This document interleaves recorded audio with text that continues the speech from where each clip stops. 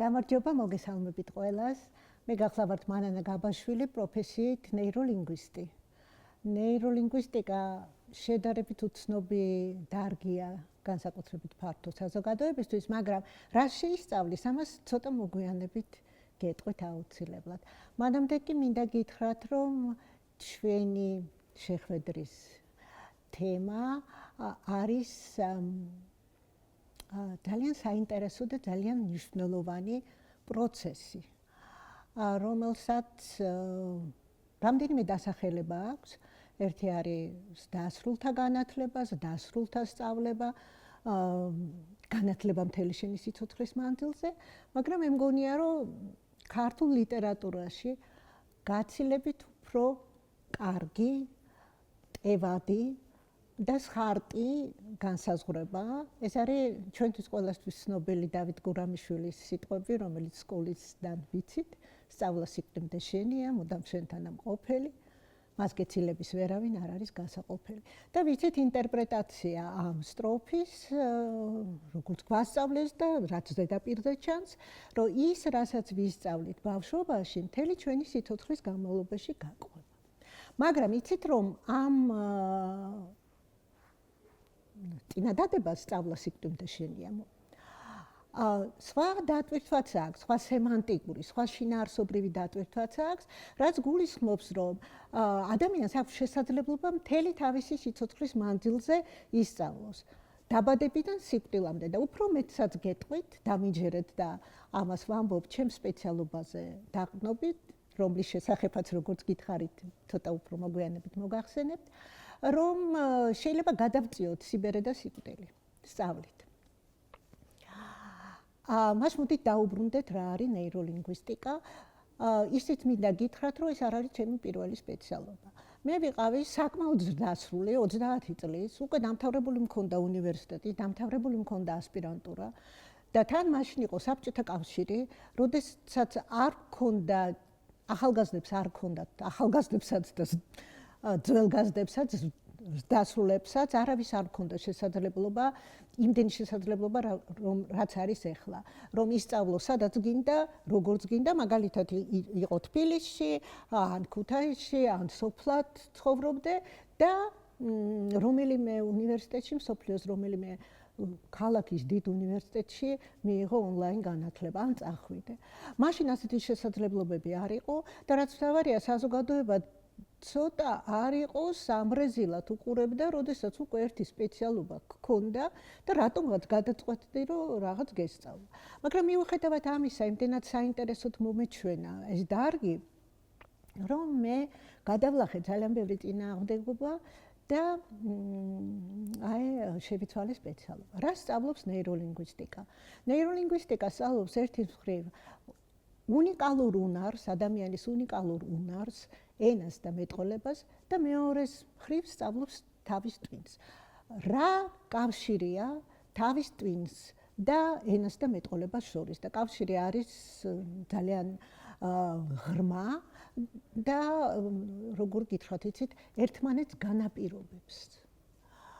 არსებობს თავის ტვინის მექანიზმები, რომელიც საფუძვლად უდევს იმას, თუ როგორ ვლაპარაკობთ, როგორ ვსაუბრობთ, ანუ ვესაუბრებით სხვა ადამიანს, როგორ ვერთვებით დიალოგში, როგორ გამოვხატავთ ჩვენს აზრებს და როგორ ვიგებთ, რას გვეუბნება ჩვენი მოსაუბრე.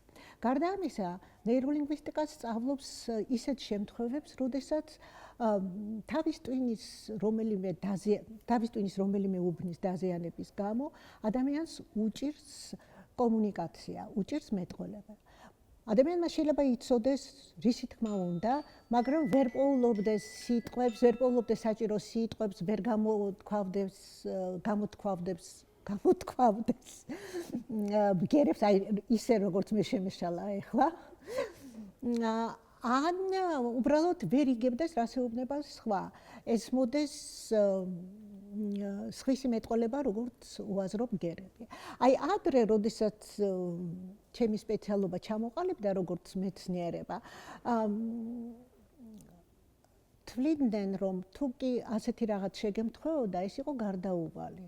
იმიტომ რომ დაზიანდა თავის ტვინის რაღაც გარკვეული უბანი, რომელიც პასუხისმგებელია მეტყველებაზე და ამას არაფერი არ ეშველება. საბედნიეროდ საქმე სხვანაირად ყოფილა და ეს არის მითი, რომ თავის ტვინის უჯრედები, თავის ტვინის ფუნქციონირება არ აღდგება, ეს მითი ყოფილა. და მე-20 საუკუნის მეორე ნახევარში გაჩნდა ცნება, მას მერე რაც აღმოაჩინეს თავის ტვინის ეს თვისება, ნეიროპლასტიკურობა. ნეიროპლასტიკურობა ნიშნავს იმას, რომ თავის ტვინი რეაგირებს ნებისმიერ ცვლილებაზე გარემოში და ჩვენ შეგვიძლია და იქნება ახალი კავშირები თავის ტვინის სტრუქტურებს შორის და ის რაც მე ვახსენე ცოტა ხნის წინ, რომ ადამიანი კარგავს მეტყველების უნარს, ან მეტყველების გაგების უნარს, იმიტომ რომ დაზიანებულია გარკვეული უბანი თავის ტვინში, აღმოჩნდა, რომ სხვა უბანი აიღებს თავის თავზე ამ ფუნქციას, თუ კი გავავარჯიშებთ ამ უბანს, თუ კი რაღაცა ახალს ვისწავლთ. და ამ ხრივ ეს პრობლემა შეიძლება ან ნაწილობრივ, ან სრულადაც გადაიჭრას. მას დღეს ჩვენ დარწმუნებით შეგვიძლია ვთქვათ, რომ თავის ტვინი არ ბერდება და მხოლოდ იმ შემთხვევაში, თუ ჩვენ გავავარჯიშებთ მას, ანუ მივიღებთ ახალ ცოდნას, არ დავიზარებთ მცდელობას, რომ ვივარჯიშოთ, ჩვენ შეიძლება შევიდინოთ არა მხოლოდ ახალი პროფესია, როცა თქვის დასრულთა განათლება, ეს არ ნიშნავს, რომ მხოლოდ ახალი პროფესიის შეძენა. ეს შეიძლება იყოს ახალი უნარჩვევის შეძენა, შეიძლება იყოს ახალი გატაცების შეძენა, ან შეიძლება იყოს გამდიდრება, მაგალითად, აი მე მიყვარს, ყოველთვის მიყვარდა კროსვორდების ამოხსნა. თუმცა ერთი უნდა ვთქვა, რომ ახლანდელ კროსვორდებში სულ მეორდება კითხვები, ასე რომ გვეზეპირად იცი პასუხი. მაგრამ ამიტომ უნდა ეძიო სხვა, სულ დიებაში უნდა იყო. არ უნდა დაკარგო გაკვირვების და განცვიფრების უნარი, აღტაცების უნარი, არ უნდა დაკარგო და არ უნდა დაკარგო мотиваცია რაღაც ახლის შესწავლის. თუ კი ჩვენ შევისწავლით, მაგრამ არაერთჯერადად, აი ხო ვახსენე, გავარჯიშება. ჩვენ გვჭირდება გავარჯიშება, რამდენჯერ უნდა გავიმეოროთ ეს ვარჯიშები, ახალი ჩვევები, თქვათ, შევიძინოთ. ეს იმას ნიშნავს, რომ ჩვენი თავის ტვინი არ დაბერდება, ჩვენც კი ასაკი გვემატება, ნაოჭები გვემატება, მაგრამ არიან ადამიანები და მე მივეკუთვნები ამ ადამიანებს, რომლებიც თავისი ამ ნაოჭებით ამაყობენ. და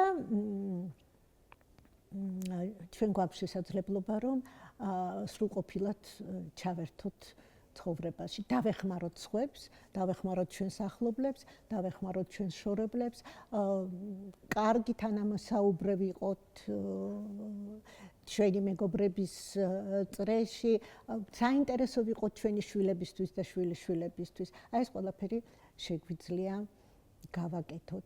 და კიდევ ერთი ალბათ ეს აუცილებლად უნდა ვთქვა, ჩემი კოლეგები ხშირად აძლევენ ხშირად საჯაროთაც რჩევებს ადამიანებს, შუახნის ადამიანებს და უფროზეებით, თუ როგორ დავიცვათ თავი, თქვათ, მეხსიერების დაკარგვისგან, რომელიც ჩვენი საუკუნის დაავადებად იქცა. ბევრი ახსენებს ალცჰეიმერის დაავადებას, მაგრამ ალცჰეიმერის დაავადება არ არის ერთადერთი, რომელიც მეხსიერების დაკარგვას იწვევს. ბევრი ასეთი სამწუხაროდ სინდრომი არსებობს და აი ამისთვისაც ცხადია პანაცეა არ არის, მაგრამ შველა არის ვარჯიში და ახალი ცოდნის ათვისება. მაგალითად, ეცადეთ და შეისწავლეთ ახალი ენა. ნუ შეგეჩინდებათ. ეს არ ნიშნავს იმას, რომ თქვენ თქვათ სრულყოფილად დაეუფლებით იტალიურს, ან ესპანურს, ან ფრანგულს, მაგრამ აი უყურეთ ფილმები, სადაც სუბტიტრები იქნება თქვენს ენაზე და მოისმენთ მეტყველებას, მოусმინეთ სიმღერებს, რაღაცა ფრაზები აიღეთ. ამას რატო გეუბნები, რატომ აი და მაინც ენაზე შევაჩერე თქვენი ყურადღება? ალბათ მიხვდით, იმიტომ რომ ჩემი სპეციალობა ნეიროლინგვისტიკაა, ანუ ენები. და როდესაც ადამიანმა იცის ერთზე მეტი ენა, ჩვენ დარწმუნებით შეგვიძლია ვთქვათ, რომ მისი თავის ტვინი დაცულია ძალიან ბევრი მავნე ზემოქმედებისგან. იმ ადამიანის თავის ტვინი და ის ადამიანი, რომელმაც რამდენიმე ენა იცის, ან სწავლობს, ცდილობს რომ ისწავლოს, არ არის საჭირო რომ სრულყოფილად. უბრალოდ თქვათ, რაღაც გაგების დონეზე ან ფრაზების დონეზე მაინც სხვა ენას, ნეიროპლასტიკურობა იქ უფრო კარგად მუშაობს და ყოველდღიურ ფუნქციონირებაშიც თქვენ ამას ძალიან კარგად იგრძნობთ. ბევრ სიხარულს მოგიტანთ ახალი ენის დაუფლება, ახალი ჩვევების დაუფლება. თქვავი რომ დავანებოთ ლინგვისტიკას და ენას, ცნობილია ალბათ თქვენც გაგიგიათ, რომ ძალიან კარგად მოქმედებს თავის ტვინზე მუსიკა, ძალიან კარგად მოქმედებს ხელოვნება, ლიტერატურა, ასე რომ გაჩერდებით. მოისმინეთ კარგი მუსიკა, იარეთ გამოფენებზე, ან დაათვალიერეთ, შეგიძლიათ კომპიუტერითაც ნახოთ, ახლა ამის ხელმისაწვდომობა გვაქვს და წაიკითხეთ ლიტერატურა. სულ ბოლოს მე მინდა გითხრათ, რომ ძალიან მადლობელი ვარ DVV International-ის და მინდა ჩემი პატივისცემა გამოვხატო საქართველოს ოფისის მიმართ. ბევრი რამის გამო, მაგრამ დღეს განსაკუთრებით მინდა გაუსვა ხაზი ამას, რომ ძალიან დიდ ყურადღებას აქცევს ეს ორგანიზაციას დასრულთა განათლებას, სწავლას მთელი სიცოცხლის მანძილზე, სწავლა სიკვდემდე ჩვენია. დიდი მადლობა.